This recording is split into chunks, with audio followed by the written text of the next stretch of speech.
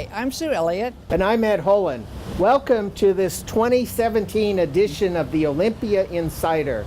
Your opportunity to learn every week the bills that are happening, budget issues that are important, and what's going on during the legislative session. And today has been a really big day. We've had the employment providers and people that are employed come down and had a big rally in the rotunda. Tonight is the legislative reception that the DD Council and others sponsor. And you know, when I was getting ready to get to work today, it dawned on me, this is my 30th reception. Wow, 30 years. What a remarkable sign of persistence, over and over and over again to make things better. Well, what have you seen as major changes over these 30 years? Well, I think there's more people that are getting home and community-based services than ever before.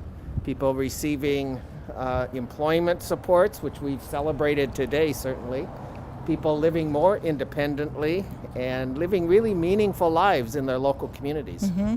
And we've seen a lot of progress, but here we are still 30-some years later, and we want you all to be involved in making sure that your issues are addressed this legislative session. This session is going to be really challenging because the legislators have to deal with funding basic education, which will take a lot of funds, a lot of money, and yet there's still priorities that we need to address in supports of people with developmental disabilities and their families. One of the budget priorities that we have is making sure that the direct service workers of community residential providers get an increase in their wage.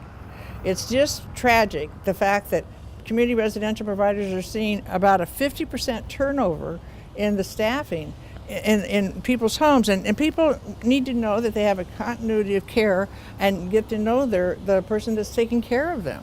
You know, even a simple issue like receiving respite care, the training has become so onerous that in fact there's a bill this session that would have respite care training reduced so that people can really find access to respite providers. Right. I think as you know, we continue to have challenges with funding. We try to take people off the waiting list for family support, but it's still a challenge, and we need your voices to help us get more resources for people. So come on down, write your legislator, send them an email. Any way that you can communicate your story is really important.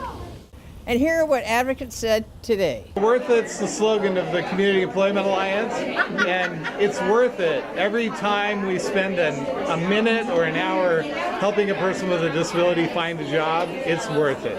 Everybody should be working. If you have a disability, everybody should be working. Well, I don't have a full job yet, but I do want one. We're just here to let people know how important it is for each of the individuals and self-advocates here to be working out in the community, productive members of society, making money, paying taxes. We want to make sure people remember what folks need in order to get to their jobs and be successful, and how to keep folks employed so that they can continue to earn money, have a purpose in life, and contribute to their communities. Job coaches helped me keep my job, and I just want to say that, you know, that I think we need them there to help us with it in regards to it, to save our jobs.